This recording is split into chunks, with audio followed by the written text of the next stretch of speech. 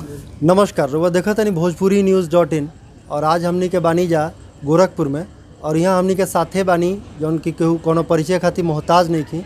भोजपुरी के एगो superstar singer और एक अभिनेता भी प्रमोद प्रेमी यादव जी। तो आई यहाँ से कुछ बात कल जाओ। ओकरा से पहले यहाँ के हम बहुत बहुत स्वागत करब गोरखपुर में। सबसे पहले सब भाई लोग के चैनल के माध्यम से जो भी देखा था सबके दिल से प्रणाम और आप सबके हम भाई प्रमोद प्रेमी। तो रउआ से प्रमोद प्रेमी यादव के अभी हाल ही फिलहाल में सावन में काफ़ी वो गाना धूम मचीले रहला कि मेहरारू चाहे सुनर। तो हमनी के प्रमोद जी से पूछल चाहब जा कि रउआ मेहरारू मिलल कि ना मिलल, इतना महादेव के गोहरैनी, तो ये पक्का कर आप सबके प्यार आशीर्वाद रही तो जरूर मिल जाई। और शादीशुदा से तो हम शादीशुदा हैं और ई नौजवान भाई लोग खातिर हम गौले रहने गाना कि मेहरारू चाहे सुनर, जो काफ़ी आप सब प्यार दुलार देनी हमरा के। एक गाना कम से कम 5 लाख रील बनल बा और गाना अभी 52, 54, 53 मिलियन गाना भइल बा। अभी रुआ गोरखपुर में कोनो फिल्म के शूटिंग करतनी, तो तनी बताइब कि कौन फिल्म बा और का बा एकरा में।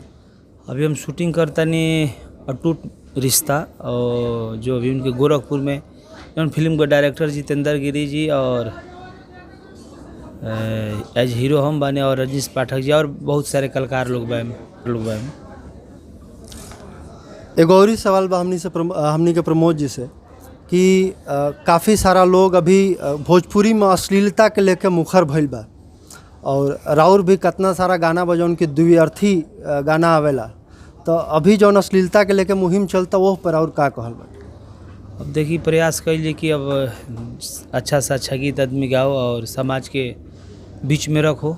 और भोजपुरी तो दुअर्थी अलही है, भोजपुरी भाषा ही दुअर्थी होला, तो 19-20 सब कोई गल ही बा। बाकी अब प्रयास करिए कि अच्छा से अच्छा आदमी गाना गाओ।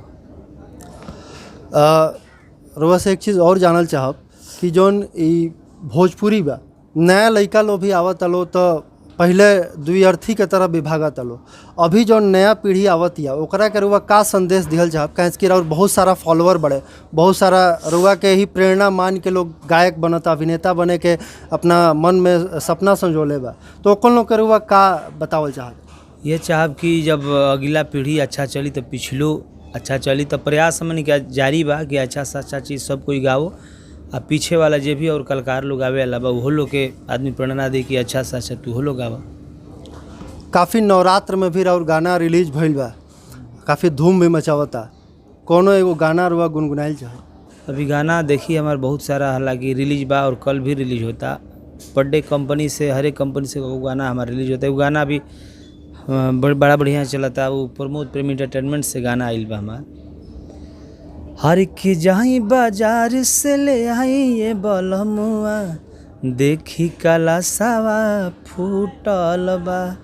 बहुत ही प्यारा सॉन्ग बा प्रमोद प्रेमी एंटरटेनमेंट से। तो आप सब गाना के जरूर सुनम और हमारे सब गाना का आप सब प्यार आशीर्वाद दे महादेव। तो हमनी के साथे रहनी है प्रमोद प्रेमी यादव जी। यहाँ के एगो फिल्म के शूटिंग के सिलसिला में गोरखपुर आइल बनी, तो हमनी के भी शुभकामना रही प्रमोद प्रेमी जी के संगे। बहुत बहुत शुभकामना। Thank you.